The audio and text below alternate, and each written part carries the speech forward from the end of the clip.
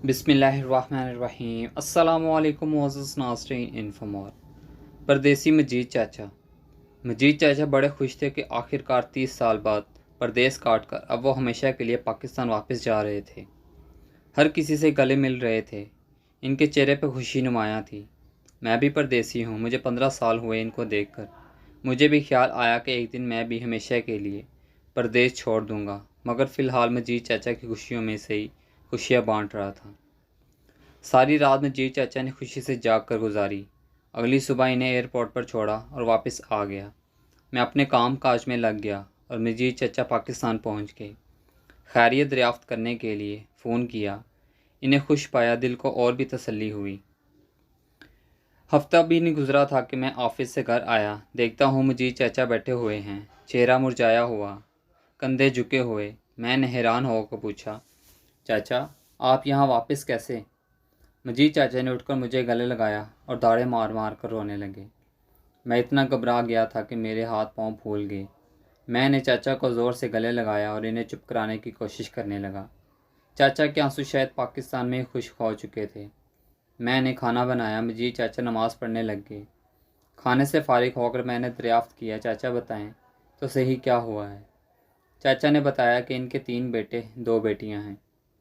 दोनों बेटियों की शादी यहाँ रहकर ही कर दी थी। बेटे तीनों अभी कुंवारे हैं और नौकरी वगैरह करते हैं। चाचा ने कहा जिस दिन वो घर पहुंचे सब ठीक था। इन्हें मेहमान की तरह इज्जत दी गई। 2 दिन बाद ही एक बेटे को रात देर से घर आने की वजह से ज़रा सा डांट दिया, तो जवाब में बेटे ने कहा आप आए हैं तो इज्जत से रहें, ज़्यादा तहकीकात ना किया करें कि मैं कहाँ रहा हूँ कहाँ से आ रहा हूँ। चाचा खामोश हो गए। अगले रोज़ चाचा ने खुद ही इस बेटे को पास बिठाकर इससे माजरत की और इसका मूड ठीक किया। मज़ीद 2 दिन गुजरे तो दरवाज़े पर दस्तक हुई। बाहर कोई लड़का इनके बड़े बेटे को बाहर लाने आया था। इसी बेटे ने दरवाज़ा खोला।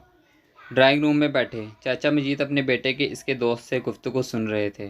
दोस्त कह रहा था 4 दिन हो गए हैं तो रात को बाहर नहीं आता, हम तेरा इंतज़ार करते रहते हैं। बेटे का जवाब था यार अब्बा आया हुआ है, ये चला जाए तो आज़ादी मिलेगी, जब से आया है नाक में दम कर रखा है।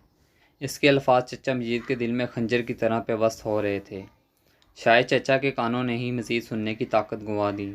चचा बेहोश हो गए। वो कई घंटे इस कमरे के फर्श पर गिरे पड़े रहे। जब होश आया तब भी खुद को अकेला ही पाया।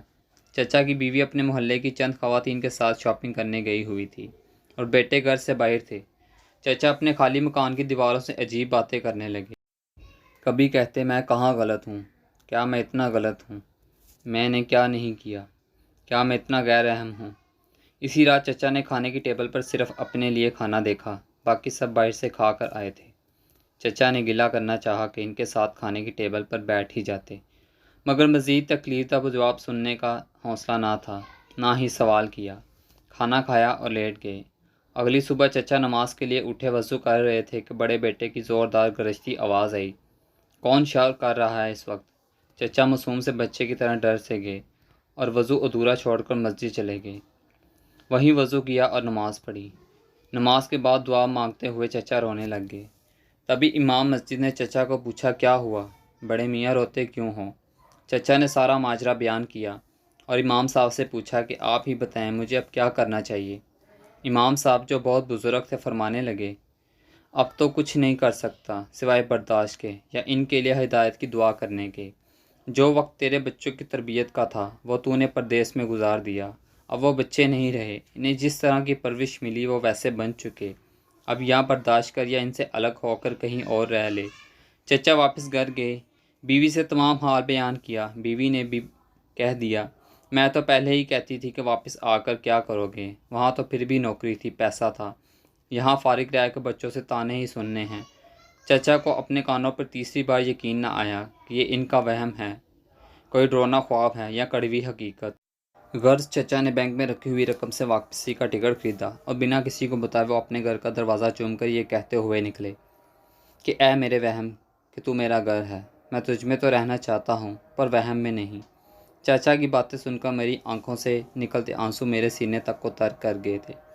सन्नाटे को तोड़ते हुए मजीद चचा की हल्की सी आवाज़ निकली, जहाँ से मैं अब पाकिस्तान कभी नहीं जाऊँगा। जब मैं ना रहा तो मुझे यहीं पर देश में दफन कर देना। میں چچا کے ساتھ لپٹ کر زور سے رونے لگا، کیونکہ میرا دل بھی ڈرتے ہوئے کہہ رہا تھا کہ ہی پاکستان میں بنایا گیا میرا گھر بھی وہم تو نہیں۔ تھینکس فار واچنگ انفو مور، ملتے ہیں نیکسٹ ویڈیو میں انشاءاللہ، تب تک کے لیے اللہ حافظ۔